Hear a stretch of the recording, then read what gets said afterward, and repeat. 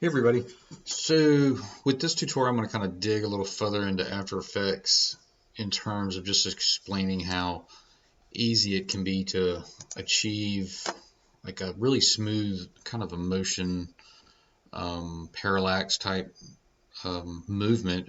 You may be familiar with the Ken Burns effect.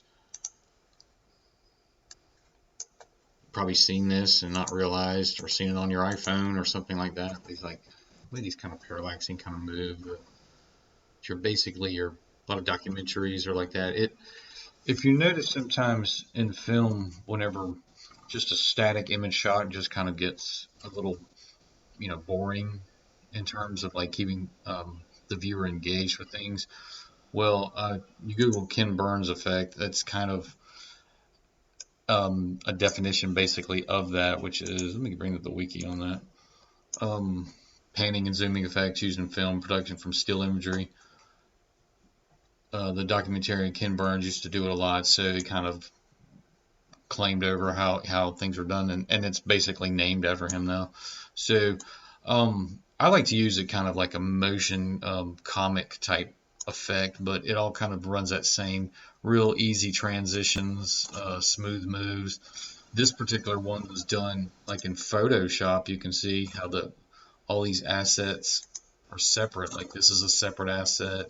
This is a separate, the background may be a little different. That one was one.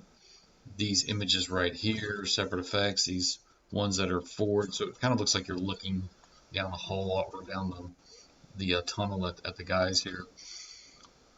There's a bunch more. There's one of them. Yeah. These simple, like just these wedding photos, you'll see like a parallax kind of move forward and then kind of scale out and then move back in. The way this one kind of moves.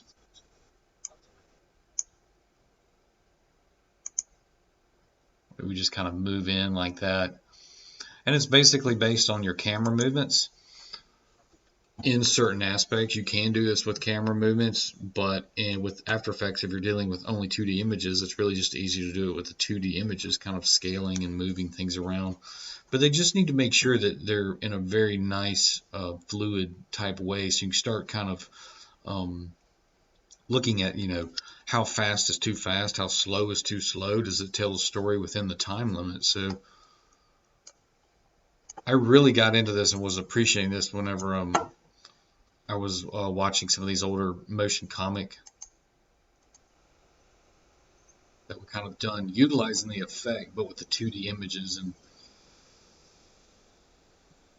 which really kind of got my love for like motion comics. Seeing comics just not necessarily like real life or 3D, but like you can see these 2D elements in here and what they did to them. See that whole element right there is a 2D, but like some of the movements and everything through here, utilizing those effects, those fundamentals from that. So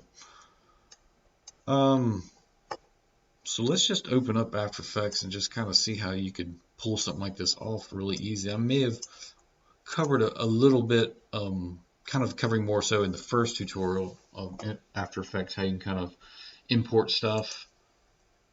Just file import. I'm going to import some PNGs I found of some bioluminescent organisms. This one right here. I don't know if that's going to be transparent now or not. Nope, that was not.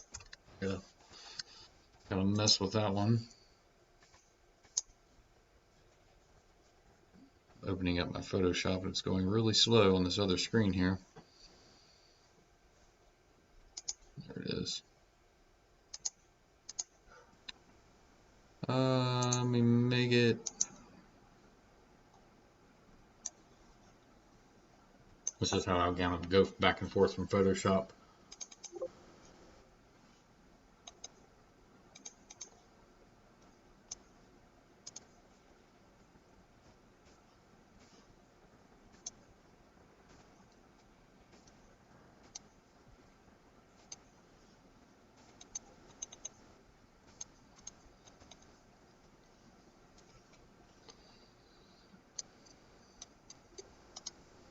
It's not cooperating.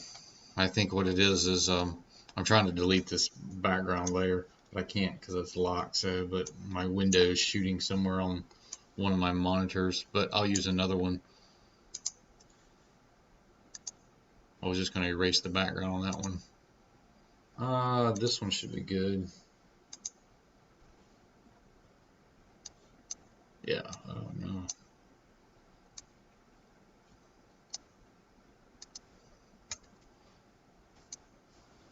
Okay, let me bring that one up and see if I can get the background of that one. So if I wanted to create that one a PNG, I'll just bring it up in here.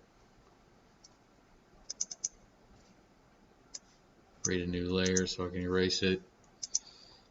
And yep, I'm the magic wand king. There we go. Delete. Control D. So file, save as. I'm going to override this one as a PNG. I'm just going to make sure I save it as a PNG. Yep. Okay. Sorry about that delay. I thought they were PNGs already when I downloaded them. So I'm going to import that new one in.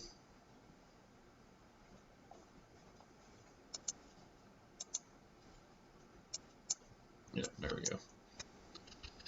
Cool, so I've imported my PNG. I'm going to lay it. This is my background, kind of how I want to do it. And if you notice, you can kind of start already achieving that effect, really. Create a new composition. My composition setting is 1920 1080. I have 30 seconds on here, the usual.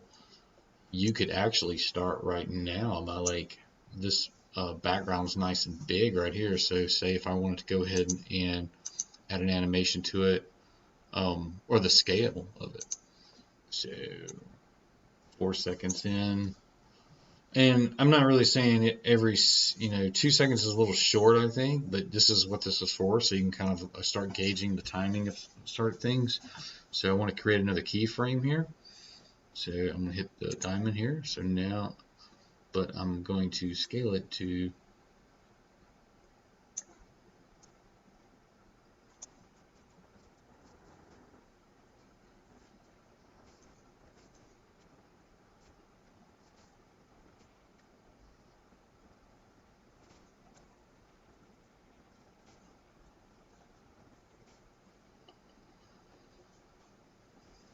create a scale in and out. I kind of wanted to scale it in from the side. I know what I did wrong.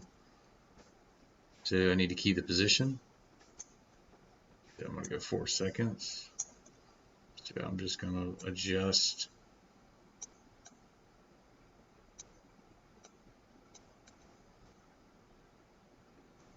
And you'll see my motion path has been created now. So now I've got something that kind of rolls like this. Voila, I got my first element. All right, I'm going to drop this here luminescent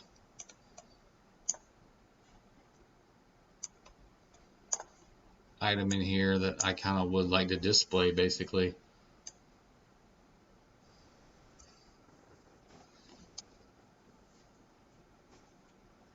It's not exactly high res when I did it, but that's okay. I was going to show you this one video here.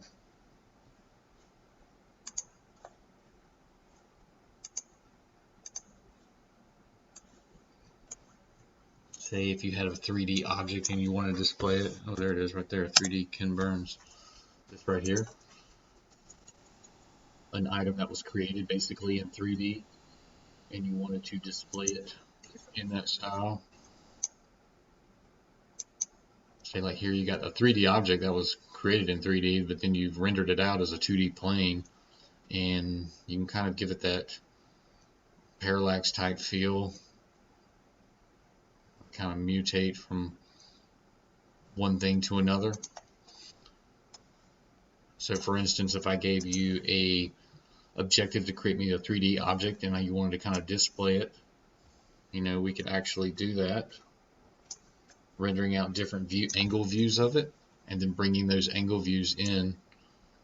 And it's really kind of not good. Let me I'll do a color correction on that in a minute. So say I want to start here with this object. not completely off this.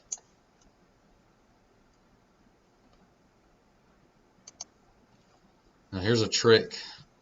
If you want to get this keyframe, you could go to your 4-second. You could type it in 4-second here to go to these keyframe. But this is kind of what I do. I want to go to my next keyframe because that's where I want to keyframe this one out. I'll just go down to this one where I have it, and I'll just like hit the go to go to the next keyframe, and I know exactly that's where that animation is going to end. So now I'm going to put my position here,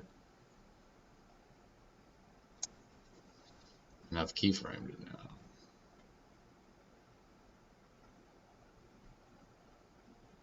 I'm going to scale it out a little bit, so I'm going to hit it. I'm going to go to my next one, and we'll scale it just a tad so I can get those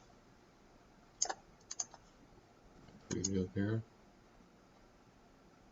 A little fast, I think. So what I'm going to do is I'm going to select all my keyframes and move them out to the 6-frame range or the 6-second range.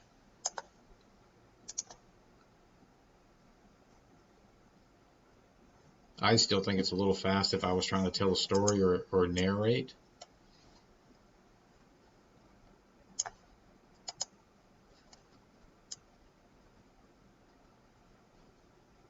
Yeah.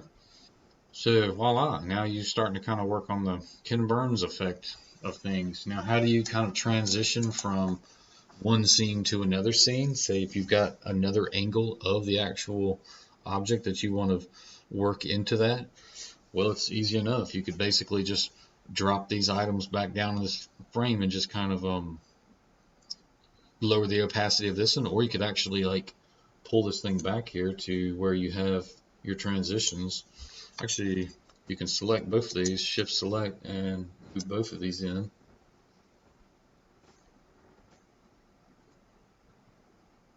Just like that.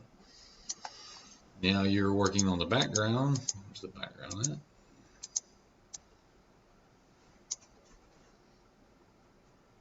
Move this because I don't really need. I know this is like not exactly where it's supposed to be at, but I'll address that here in a minute because I want to have an overlap. So this one can be like this right here, and now I'm just going to kind of slowly kind of move this one. Go right here. Go to my 12 seconds because I know that's a pretty good speed. So I'm going to hit the down arrow key so I don't lose track of my straight line. I'm keeping it on a straight line, in other words. So now that kind of moves there. Now I'm going to bring my Firefly PNG back in.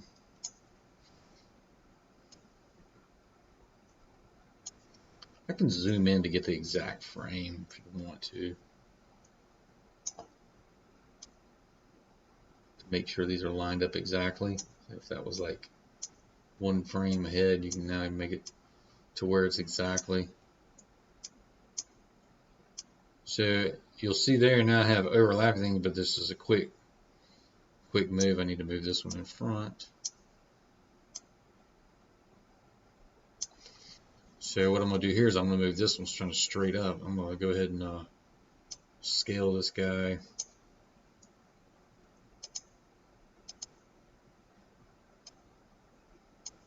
Get it to where I can see it.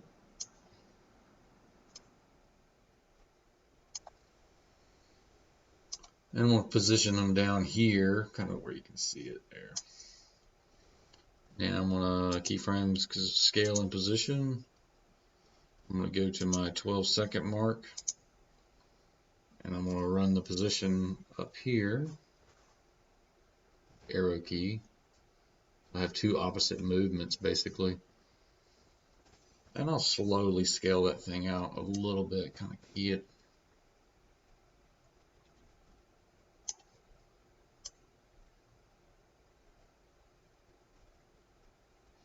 Okay, so how is a good way to go about getting a transition? Well, You know, if you're familiar with Premiere Pro and stuff like that, it has those transitions, you know, fade in, dip to black. You can do that just as easy here with like the opacity. So in other words, if you um, select this layer here and this layer here and kind of do the action to both of these, it will affect both of them. So what I'm going to do here is I'm going to keyframe the opacity. It's at 100 and I'm going to fade it out right there.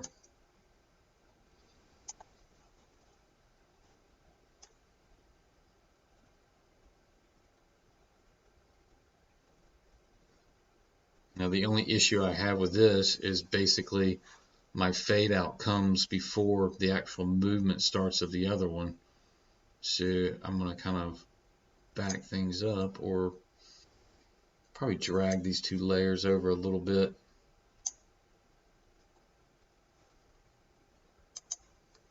Then select both of these opacities and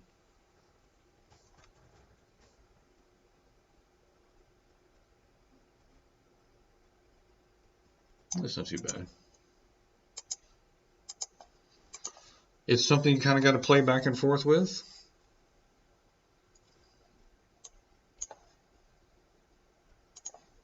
All right, here we go. Some movement there.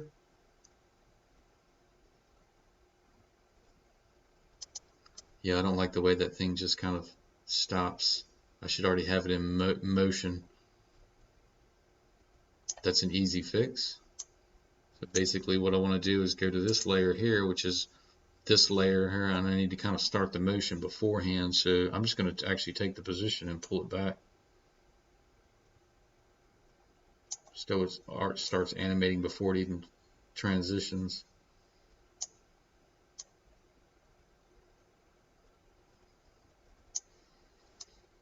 So it's in motion before you actually see it.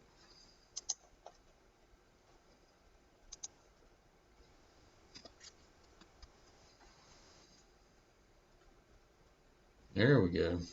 Probably need to do the same thing to the background.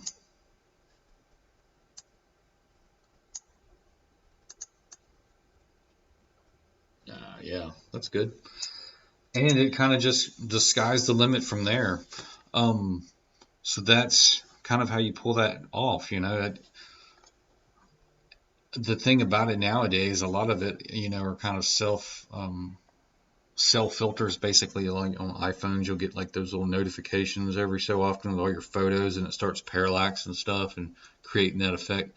This is a good way to do it with different assets, so you can control basically the motion of each asset. And it's important too, if you've never messed around with motion before, it's a good way to start getting a good eye for things and then being able to talk, especially if there was a narrative behind it. You would have your audio going down here and you'd be able to listen to it while you're actually creating the story to kind of make sure it's going to be fast enough or slow enough. So yeah, and then if you wanted to render this out, you would go through the rendering process, what we went through in one of the other tutorials. So, or in the first tutorial. So, okay, well, thanks for watching, and that is how you create a motion, 2D motion graphic Ken Burns effect style stuff. So, thanks for watching. Bye.